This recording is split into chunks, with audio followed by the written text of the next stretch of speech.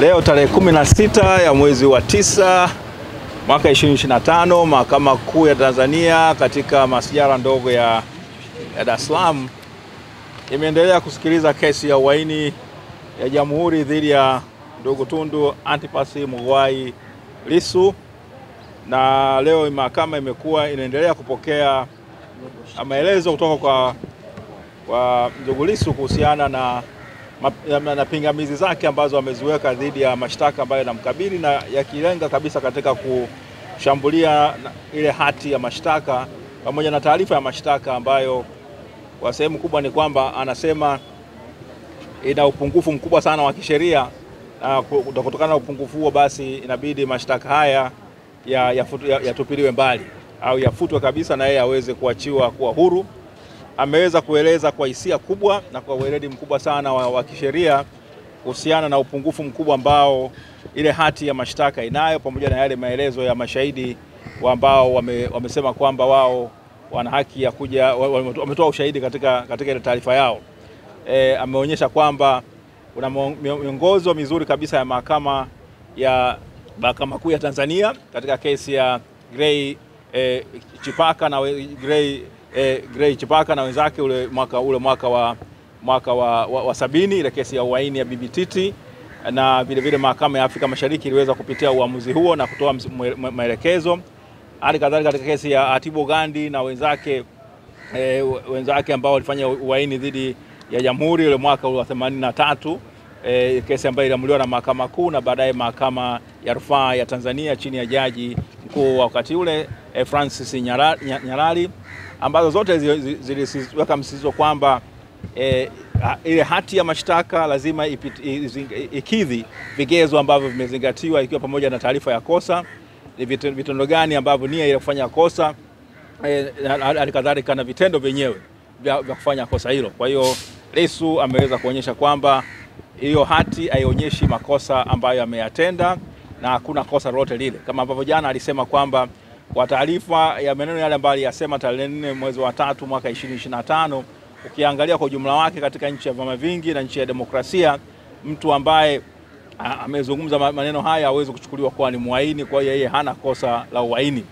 Na vile akashambulia taarifa za mashahidi ambao wengi ni maafisa wa polisi ambao kwa sehemu kubwa amesema kwamba walijiandikisha wao wenyewe maelezo yao bila kuzingatia kwamba maafisa wengine wa polisi hawakuweza kuandika maelezo yao. Hali kadhalika wale mashahidi ambao mahakama ilikuwa imeamuru kwamba maelezo, majina yao na sehemu zao wanakotoka au ndugu na jamaa na marafiki ambao wanahusiana nao wasitajwe, basi wametajwa.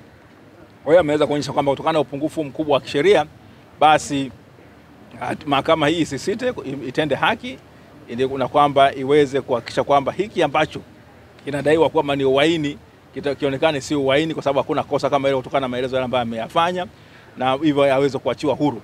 Amewasihi sana majaji watende haki na kusimamisha ukiukwaji mkubwa wa haki zake za kiraia ambao unafanywa kwa yeye kukaa ndani mahakamani gerezani kwa muda wa zaidi wa siku 162. Sasa ndio alivyosema. Sasa kingine ambacho ni kama afisa wa mahakama na vile mtu ambaye nimezingatia, nimekuwa nikiangalia kesi hii na kama mwanasheria mkuu wa Chama cha Demokrasia na Maendeleo, napenda kusema kwamba muhimili wa mahakama ni muhimili huru. Askari polisi wanapokuja katika muhimili wa mahakama hawana mamlaka ambayo wanafikiria wanayo ya kuweza kuwashika watu na kuwatoa watu katika viunga vya mahakama. Watu wana haki ya kuja mahakamani kwa mujibu wa Katiba ya Jamhuri ya Muungano ya Tanzania. Kama watu wamejaa, taratibu za kuweza kuwaweka sehemu nyingine zinatakiwa zifuatwe. Tumekubaliana kwamba watu wanatakiwa waweze kuja mahakamani, wakishajaa basi sawa, ni kweli wasiweze kuingia. Lakini vitendo vya kuwapiga watu huko barabarani na wengine kuwazuia vinakiuka haki za kiraia za wananchi wenzetu. Polisi lazima wafahamu kwamba hawa ambao mnawapiga ni Watanzania kama wao ambao walivyo, au ni wanadamu kama wao walivyo. Nimeona kuna wenzetu ambao wana kampeni yao inasema kazi na utu. Utu gani kama huo ambao mnaofuata mnaruhusu matendo kama haya ya kupigwa watu kama ambavyo video za jana zimeonyesha? Kwa hiyo vile tunasema kwamba muhimili wa mahakama lazima usimame imara kuhakikisha haki za raia kuja katika mahakama na kuweza kufanya nini, kusikiliza kesi mbalimbali. Mahakama lazima ijipambanue. Ndio maana katika sehemu nyingine tunapigania kwamba muhimili wa mahakama uwe na askari wake wenyewe, au askari polisi au yote anayekuja hapa, yeye nguvu zake za kipolisi zinaishia nje ya geti la polisi. Sasa yalitokea Kisutu, yametokea hapa katika mahakama kuu hii. Huku ni kuifedhesha mahakama, huku ni kuinyanyasa mahakama. Kwa hiyo mimi kama afisa wa mahakama mzoefu kabisa wa muda mrefu, alikadhalika kama mwanasheria mkuu wa chama, lakini vile kama mtu ambaye ni raia wa nchi, haya matendo kwa kweli yanaidhalilisha nchi yetu. Kwa hiyo tungependa kwamba wakuu wote wa vyombo vya usalama wazingatie hilo. Jaji mkuu, jaji kiongozi, jaji mfawidhi, wote na majaji wote lazima walinde heshima ya mahakama na kuisimamia.